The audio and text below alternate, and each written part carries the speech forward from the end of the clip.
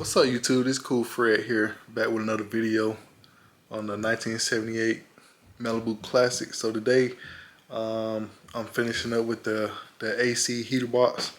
So this right here is video 2 to me basically rebuilding the AC system. So pretty much what that's consisting of is replacing the heater core and the evaporator. Alright, so here we go right here. So this is the AC heater box on this car, on this G body.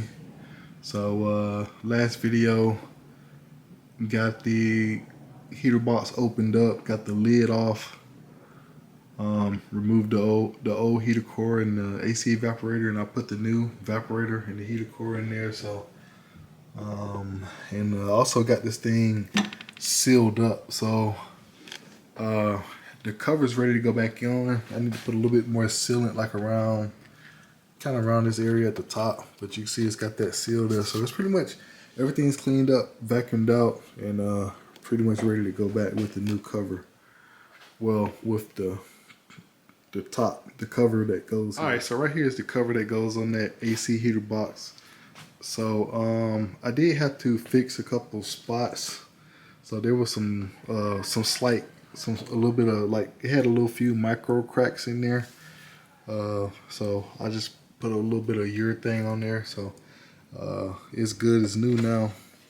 Got everything cleaned up and patched up on it. So pretty much it's just, I need to get a little bit of, there's a little bit of gasket material I need to get off of here, like maybe like right in here, but that's pretty much not nothing. Just gonna scrape that off with a scraper, and then this thing will be ready to get resealed. So I'm about to get ready to put this back on in a second. So this right here is the sealant right here that they recommend to seal those things up with. So pretty much you just look online. If you start looking at heater cores and evaporators and stuff like that for a G body, this stuff will come up right with it. So this right here is pretty much what most people recommend for sealing those things up. So that's the sealant that I already got laid down over there. It's probably it's a couple areas I gotta put a little bit, so I'm just gonna look at it real quick to see. I just need to make sure a little bit. I think it's going in this area right here. So I may just put it right here, but just to make sure that it's getting sealed up over on this side. I gotta see what area that is, but I think that's right. I think that's right about like right here. So as long as that gets sealed up right, it'll be okay. So I'm gonna go ahead and get in that process of doing that. Right here you see I got a new blower motor to replace the old blower motor. So this right here is the new blower motor that's going in there. So I mean, pretty much the customer, he wanted to put all new stuff over there. He figured, you know, while he's there, might as well just go ahead and do everything all at the same time. So getting that back together, and also got a couple more things that need to go on there too also.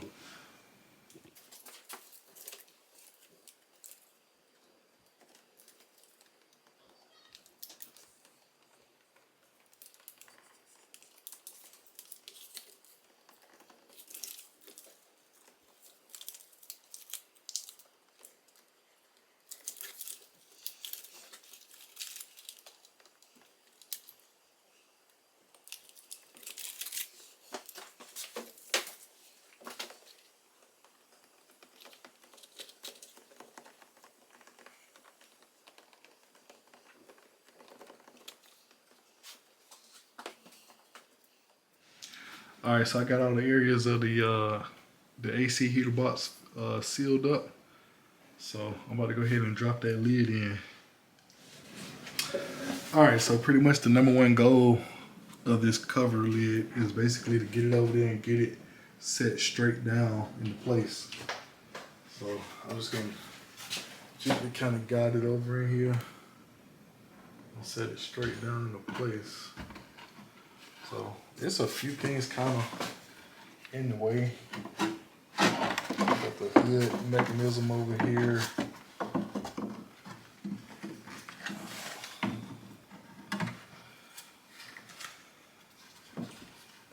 So So I'm just gonna gently kind of get where it needs to go and then start setting it down.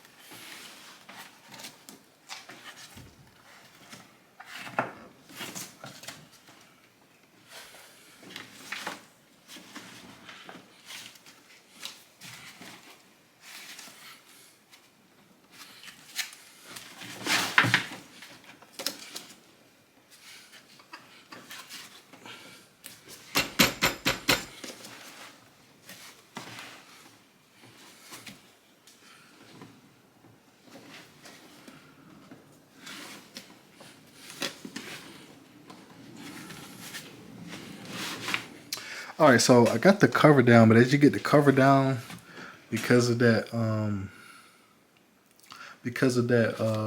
that rubberized seal that you put on there, it's a little thick. So you got to kind of like push down on it just a little bit.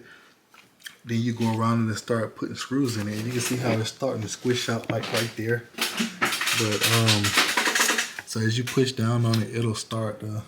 As you kind of get the screws screwed down, it'll kind of start to squish out a little bit. So pretty much what I'm doing, I'm in the process of doing that now and getting even pressure down on it. So I got it pretty much almost where I want it.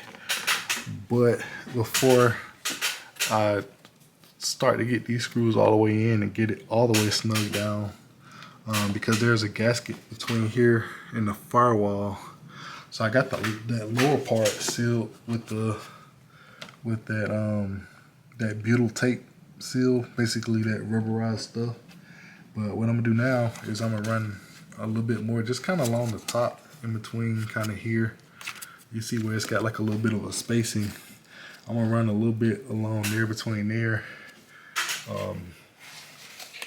I really don't want to get it like down on that rubber seal that's in there, but just kind of along the top to kind of just kind of protect it a little bit.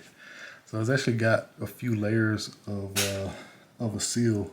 So that little piece that you saw me put around there, it's actually wraps around this lower edge of the cover on the back side.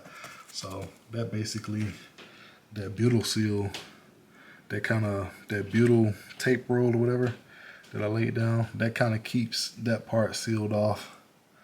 And then the other part is going to keep the top part sealed off. So pretty much on this car, I'm not sure how it is on other G bodies like a Monte Carlo or maybe a Cutlass. I know some of them are probably similar, but this one, like, it has this area right here, this bracing. I'm not sure if that's for the fender or whatever, but It has this right here, which makes it a little difficult for it to go like straight down. So you got to kind of play with it a little bit to get it to go behind this lip and then drop down on this Malibu. So, but I'm gonna be working on that, and then once I get that down and get it all snugged up, I'll work on trying to get it get this thing sealed back up. So what I'm gonna go ahead and do is I'm gonna go ahead and get this this area up here sealed off and just kind of work these screws down and get this cover permanently installed, and then we'll move on to the next step. All right, so here we go. So I got this thing back on here, got the cover all nice and sealed up and everything. Pretty much what I found is you just got to take your time, kind of get it in there, get it to set down kind of level, but because all this butyl tape is kind of in there between here, so you got to kind of just gently push the box down till it's nice and even, then you can start starting your screws. So I just pretty much kind of started some of these screws, kind of get them all snug. You may not want to necessarily tighten them all down at the same time, maybe tighten them down just a little bit, then you have to loosen them a little bit, because then you gotta try to get these 4 screws right here that are on the firewall so this thing seats all the way back. So pretty much what I did, I laid this butyl along here between like there in the edge of the box, and kind of slowly pulled these in. So I guess the goal is not to pretty much try to get it all on the first shot. I'm gonna have to break it up and tighten it up maybe into about 3 different increments until you get it all snugged in, because you want it to all go down even and fit into place. So I mean, if I had to give out a tip, that's what I would do. But you just want to be careful with this, because this thing is fiberglass. If you do crack it, if it does crack a little bit, you can seal it up with a little bit of urethane. Some people use the this sealer right here to kind of put over the cracks. As long as you don't have any major cracks, you know, so you can just put this butyl tape over there, it'll be good. So pretty much now I'm ready to kind of get the trims and stuff back on. So I'm pretty much just gonna set this stuff into place and get this thing going back together. So I gotta kind of play around with this stuff to make sure I got it setting in there the right way. So I'm gonna go ahead and do that, and then I'll talk about a few more of the parts that's going on. All right, so I'm pretty much almost done trimming this cowl panel up. So basically, that pretty much just means I've got the trim, the finishing trim molding at the lower windshield. I got that passenger side wiper on, and I put the weather strip molding back right here, because you got to take all that stuff off to get access to back in here so you can get this cover out. So that's pretty much the process of getting the cover open so you can replace that evaporator and heater core. So that stuff is in video 1, where I did a lot of that stuff, a good overview of it. So right now what I'm about to do, I gotta put that last wiper on the driver's side, and then I'm gonna proceed on to getting the blower motor installed. Here's the driver's side wiper blade. They're pretty simple to get on and off. You can't mix them up on this car, but I had went on and like under there, I marked this side with an L so I can just, you know where it goes back. But this car, they got different designs right here, so you can see in there, it's got some splines in there, and it's also got a notch. So these are pretty easy to put on. You basically just kind of just set it down like right there. You can see that right there where the notch and the keyed area is. So you pretty much just set it down on there. But after it's on there, you do got to come back and this one's a little tricky, so I probably got to wiggle it on. But basically, after it's on, you lift the wiper blade upward, and then you'll push this lock in, and then it's locked in. All right, so this wiper blade right here, I pretty much just got it down into the position. Once you get it there, you can kind of just pull up on it and you just push that in at the same time. But it takes a little bit of, so right now it's locked in, but it takes a little bit of pressure to do it. The other side seemed to go in a little bit easier. But so the wipers are in. All right, so now I'm about to get ready to install the new blower motor.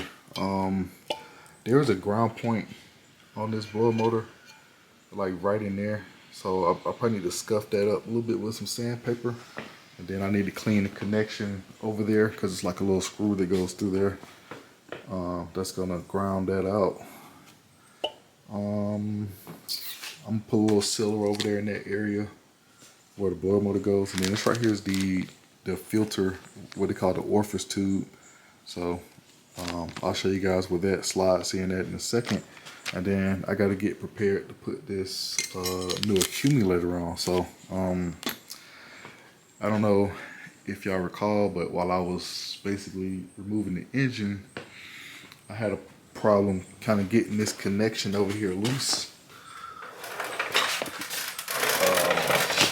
Right here. So I'm gonna try to grab a couple wrenches and see if I can get that loose while it's outside of the car. Because the main thing I need is this piece right here that attaches to the bottom of the accumulator so I can match it back up. Ooh, it's on the new one. So, and they give you all the O-rings and stuff too, like right here. You got several O-rings to, you know, swap all your pipes and stuff out. All right, so I'm about to get ready to put this blower motor in. So basically, I took basically this that butyl tape seal. Some people call it a rope seal. I just kind of thinned it out a little bit because it had a similar seal to this in the factory. It's kind of like thin. So I just got that around there. Gonna drop the blower motor in. It is kind of keyed, so it goes. So it pretty much just fits one way.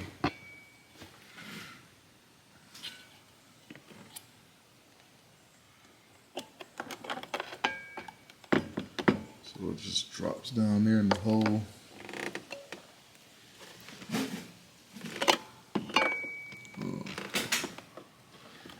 So there is like a little notch over there that kind of sticks out where it's supposed to, that's supposed to center it up.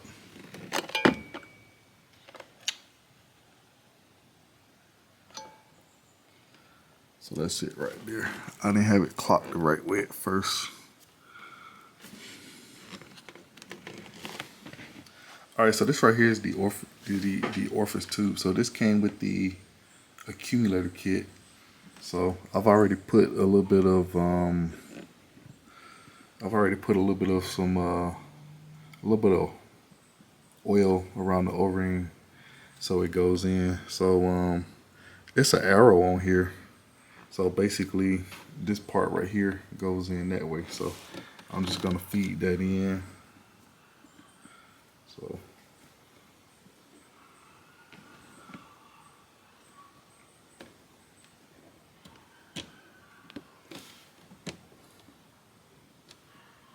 So they refer to this as the orifice tube filter or whatever. So that's in there. And what I'm doing in the meantime is just put this little dust cap on here just to keep trash and stuff out.